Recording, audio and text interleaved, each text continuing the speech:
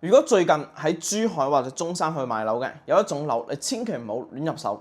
咁呢種樓啦，賣樓嗰陣時會同你講，得房率係超過100%，買120平，實際使用到嘅係156平，每戶送一個6米挑高嘅呢個私家空中花園，成個空中別墅咁樣。不過今日我要同你哋講嘅呢種樓啦，好可能係你人生中最大嘅呢個坑。你以為買到嘅係豪宅，錯。你買到嘅可能係一個漏水收唔好、蚊蟲趕唔走、樓上樓下互相係睇通晒嘅呢個噩夢。中山已經有唔少人中招啦，珠海都一樣有呢啲咁嘅屋苑。好啦，我就唔喺呢度賣關子啦，呢個就叫做第四代住宅。咁呢4個字而家喺大灣區樓市紅係發指嘅，中山6個項目一齊上，珠海華發已經係搶先去佈局啦。個個都喺度講自己係呢個未來嘅住宅，但個真相係咩呢？有啲嘢開發商唔會主動同你哋講嘅。咁今日3分鐘，我會同你哋撕開第四代住宅嘅呢個真面目。珠海同中山邊度係真正嘅第四代，邊度係假四代？邊啲樓盤賣得好係因為真嘅好？邊啲樓盤係靠虛假嘅營銷、虛假嘅宣傳？你哋買樓之前啊，一定要睇完呢一條片，可以幫各位可以慳翻幾十萬。咁珠海嘅第四代住宅優點有咩啦？咁第一，科技同埋生態嘅雙驅動，產品標準比較高。咁珠海第四代住宅唔係簡單嘅種幾棵樹，以華發珠海灣為例，融合咗低空嘅經濟、機械人嘅應用、綠色嘅建築，主打係科技加新一代嘅呢個好房子。產品標準係比普通嘅第四代要高一層嘅呢個智能維度。咁第二個就係地段嘅加持，面向高素質嘅呢個客群。珠海4代住宅集中喺珠海香洲嘅主城區板塊，周邊高校、科創企業密集，本身地段價值就有支撐，唔係喺咩荒郊野嶺搞嘅呢個虛假嘅概念。咁第三，港澳居民嘅置業政策比較友好嘅，珠海對港澳居民購房有專項嘅呢個政策便利。4代宅啦，作為一個升級嘅產品，對追求居住品質以及港澳退休客嚟講，以及週末度假跨境家庭係有吸引力嘅。咁話講翻嚟呢度，樓冇十全十美，咁當然缺點都有唔少嘅。咁第一個，價格門檻普遍比舊規嘅要高，性價比存在一個質疑。華發珠海灣嘅折後價啦，約為到22,000到23,500蚊一平方。88平方要195萬起步，咁呢個價錢喺珠海已經係一個高位入場啦。4代住宅贈送面積雖然令到得房率係超過100%，但不過本身嘅單價已經唔平啦。咁第二個項目嘅選擇係比較少嘅，市場仲未形成一個氣候。咁珠海目前4代住宅嘅項目比較少，華發珠海灣算係一個標杆，咁個消費者冇得對比。價格談判嘅空間比較細，選擇面啦比較窄。咁第三，科技概念同埋實質嘅兌現度有待驗證。機械人嘅應用、低空經濟呢啲咁嘅概念幾時會落地？落地之後嘅維護成本又係幾多？目前都係一個未知數。咁我們而家作為一個購房者啦，買嘅係一個承諾，唔係一個已經兌現咗嘅產品。咁 OK， 我哋講完咗珠海，我哋講翻中山。我先嚟講下中山第四代住宅嘅呢個優點、缺點都係留到最後。咁第一啦，中山已經係形成咗一個第四代住宅嘅群，選擇多，競爭比較激烈。中山自2024年嘅12月份開始，新出讓嘅6宗城鎮住宅用地，全部都係用嚟規劃第四代住宅嘅。目前已經有6個確定嘅項目，4個集中係喺旗江新城、石岐總部經濟區，整個板塊就係4代宅嘅呢個主戰場。有競爭就有比較，消費者比較受益。咁第二，價錢相對於比較親民，改善門檻係低過於珠海嘅。咁中山第四代住宅嘅主力產品係117平到172平，實質使用率係高約130%。保利朗悅參考嘅均價係去到21,000幾一平，相比珠海同類型嘅產品，中山嘅用更平嘅價錢可以買到更大嘅呢個實用面積。咁第三，配套先行，石岐總部經濟區嘅資源集中，旗江新城站、山姆會員商場、旗江新城學校等等嘅大型配套加緊係建設緊嘅。佢嘅呢啲4代住宅啦，唔係孤零零矗立喺呢個荒地之中。而係有配套、有城市嘅呢個規劃喺度撐住嘅。咁當然佢嘅缺點都會有邊啲啦？咁第一，開發商嘅實力係參差不齊嘅，產品兌現嘅比較存在質疑。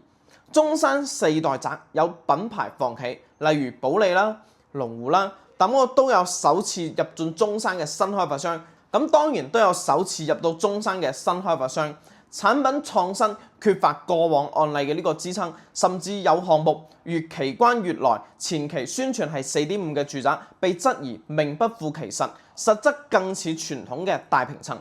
咁第二，區域嘅呢個供應量比較大，未來二手市場嘅呢個承壓6個項目啦，短期睇係比較熱鬧嘅，咁中長期二手轉手嘅呢個壓力千祈唔好忽視啦。咁 OK， 第三個。中山城市能級同人口嘅吸納力啊係有限嘅，四代住宅係升級嘅產品，咁個升級嘅產品要有足夠嘅呢個購買力嚟支撐。咁中山本地改善嘅需求有幾大啦？外來人口流入夠唔夠支撐呢個量？呢個係一個要打問號嘅呢個問題。好啦，我幫各位同步一下四代住宅喺市場嘅呢個接受度嘅呢個情況。第一，建華龍湖香山宋。中山石岐嘅總部係中山賣得最好嘅呢個項目，作為中山首個四代住宅，開盤去化率係已經高達咗95%嘅，近乎光盤。咁2.0嘅低容積率，9棟小高層同3棟嘅高層，戶戶係全明採光嘅，部分戶型啦270度嘅呢個環幕視野，直接睇得翻呢個湖景。117到169平嘅呢個純四房嘅改善戶型。實用率咧最高係去到130%，6米嘅呢個挑高嘅空中浮台啊，同埋空中花園，砌資8000萬去打造嘅呢個1000平會所，恆溫泳池、健身房啦、咖啡書吧啦，一應俱全。龍湖嘅品牌加埋龍湖嘅園林，再加上中山市場有嘅呢個號召力啦，咁佢嘅呢個缺點又係咩？咁價格係中山四代宅嘅呢個高位。總價嘅門檻唔低，169平方嘅大面積嘅總價要去到比較高嘅水平。對於中山本地嘅購買力嚟講咧，係有唔少嘅壓力嘅。咁空中花園係需要長期維護成本嘅，蚊蟲嘅問題、懸挑啦同埋結構啦呢個防漏啦都係有啲隱患嘅，都係四代住宅嘅呢個通病。咁第二個我哋講翻珠海華發珠海灣珠海高新區唐家嘅，作為珠海首個科技加埋第四代住宅嘅呢個華發品牌啊，呢個產品咧喺珠海係比較有呢個統治力嘅。88平方到142平方嘅呢個戶型，88平方係做到一個3房2衛嘅，折後嘅價錢啦，約為到2.2萬1平方起，88平方嘅總價195萬起，入場嘅門檻咧相對比較可控，得房率係遠超過100%。疊加嘅科技智慧系統啦，高新區嘅唐家地段，高效嘅呢個科創氛圍啊，開盤當晚搶到夜晚嘅10點鐘。對於港客嚟講，珠海置業嘅政策係比較友好嘅，四代住宅呢個升級概念係有唔少嘅新鮮感。咁缺點係咩？珠海四代嘅市場仲未形成一個氣候，選擇性咧比較少，冇得去有一個比較同埋對比嘅價錢。科技嘅概念兌換度啦係有待考驗嘅。機械人嘅應用啦，同埋低空嘅經濟幾時落地都係一個未知數。高新嘅配套雖然係喺發展中，但我目前嘅生活便利唔及主城區。仲有一個問題係四代住宅嘅呢個通病，空中花園嘅維護、防漏水同埋蚊蟲隱私性呢啲咁嘅問題係一模一樣都存在嘅。咁好啦，我講到最後，我俾一個直接判斷嘅俾你哋。如果你哋係港澳人，想用200萬喺珠海大灣區呢度買一個升級嘅呢個居住產品，珠海華發珠海灣係值得去睇嘅，因為佢對於政策非常之友好，品牌係可靠嘅，入場門檻咧都係可控。咁你如果要接受科技概念同埋未完全兌換嘅呢個風險啦，咁如果你係追求性價比同埋實質使用面積嘅改善客，中山四代住宅嘅呢啲咁嘅群組啊，係選擇面非常之廣嘅，價格比較低。香山宋產品力係最強，但個價錢都相對於係比較高。咁我又講翻嚟啦，中山呢個風險喺於供應量集中、開發商素質唔可行嘅呢個城市啦，呢個係一定要去重點去揀翻嘅。咁最後我都講翻一句真心話，四代住宅係空中花園，高得房率，睇落嚟係好靚，但個蚊蟲維護、防漏水啦、隱私性呢啲咁嘅實質嘅問題，目前全國都未有一個完美嘅解決方案。唔好被呢啲咁嘅高得房率同埋空中別墅呢啲咁嘅宣傳而沖昏咗自己嘅頭腦。我哋一定要去實地睇樓、睇採光、睇隱私、睇物業，因為呢3樣嘢啊，先係決定你4代住宅住得開唔開心嘅呢個最重要嘅問題。你哋對翻國內嘅呢啲4代住宅咧係點睇嘅？覺得真係唔錯嘅，或者係新噱頭嘅話，都可以喺評論區去傾下。如果想了解珠海以及中山第4代同埋準4代嘅呢個住宅嘅話咧，詳細優缺點嘅都可以掃下屏幕上嘅 WhatsApp 二維碼，然之後發我666，我會將詳細嘅資料發送俾你，希望可以幫到你。我係 Marco 劉記，我哋下期見。